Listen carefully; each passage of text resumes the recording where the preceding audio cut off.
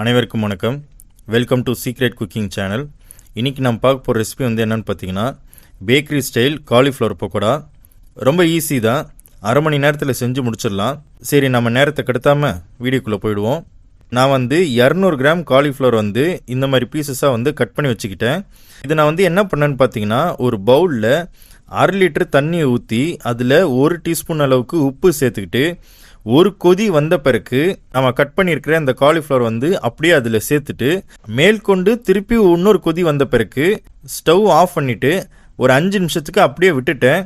5 நிமிஷம் கழித்து நான் இந்த தண்ணியில் இருக்கிற காலிஃப்ளவர்லாம் எடுத்து நல்லா வாஷ் பண்ணி இந்த பவுலில் நான் வந்து சேர்த்துக்கிட்டேன். இந்த காலிஃப்ளவர் கூட இப்போ நான் வந்து மைதா 100 கிராம் சேர்த்துக்கிறேன்.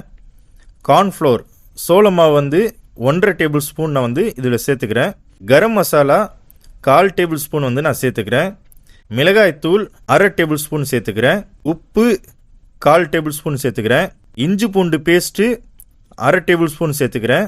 கருவேப்பிலை கொஞ்சமாக ஒரு 15-20 இலை வந்து நான் அதில் சேர்த்துக்கிறேன். தண்ணி 50 ml ஊற்றிட்டு இப்போ வந்து நான் அதை நல்லா கையை விட்டு நல்லா ஜென்டலாக, அதாவது உடையாத அளவுக்கு நல்லா வந்து இதை மிக்ஸ் பண்ணிக்கிறேன்.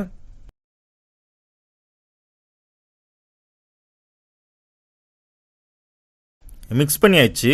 ஆனால் எனக்கு ஏதோ ஒன்று குறைவாக தெரியுது. அதனால் நான் வந்து ஃபுட் கலர் வந்து கொஞ்சமாக ஒரு பிஞ்ச் அளவுக்கு நான் வந்து சேர்த்துக்கிறேன். ஏன்ட்ட வந்து ஆரஞ்சு ஃபுட் கலர் தான் இருக்குது. நீங்கள் ரெட் ஃபுட் கலர் சேர்த்துக்கிட்டிங்கன்னா இன்னும் நல்லா பிரைட்டாக ரெட்டாக தெரியும். சேர்த்துட்டு மறுபடியும் வந்து நம்ம இதை மிக்ஸ் பண்ணிடுவோம். பாருங்கள், நம்மளுடைய காலிஃப்ளவர் வந்து மாவுலாம் சேர்த்த பிறகு இந்த மாதிரி டெக்ஸ்டரில் தான் வந்து இருக்கணும்.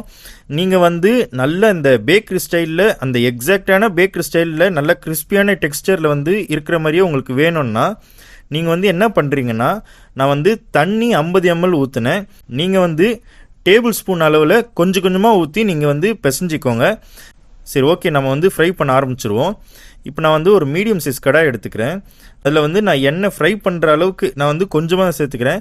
நீங்கள் நிறைய கூட சேர்த்து பண்ணலாம், அது உங்கள் விருப்பம் தான். எண்ணெய் வந்து பார்த்திங்கன்னா நல்லா காஞ்சிருச்சு. இப்போது நம்மளுடைய காலிஃப்ளவர்லாம் வந்து பார்த்திங்கன்னா ஒன்று ஒன்றா வந்து சேர்க்க ஆரம்பிச்சிருவோம்.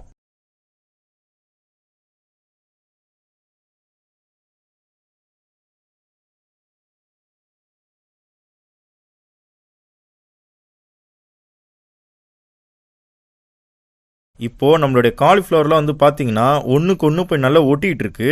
இதுக்கு 2 வழி இருக்குது. ஒன்று, நம்ம எண்ணெய் நிறையா ஊற்றினோன்னா கண்டிப்பாக போய் மேக்ஸிமம் லெவலில் ஒட்டாது. இல்லை, இதே எண்ணெயில் வந்து ஒட்டாமல் வந்து வரணும் அப்படின்னா இதுக்கு இன்னொரு டிப்பு நான் வந்து சொல்கிறேன். அது வந்து என்னென்னா, ஃபஸ்ட்டு நம்ம வந்து இந்த காலிஃப்ளவர் வந்து ஒரு பக்கம் வெந்துருச்சு இல்லையா, இதை நம்ம வந்து திருப்பி போட்டுருவோம். பார்த்திங்கன்னா காலிஃப்ளவர் வந்து திருப்பியாச்சு.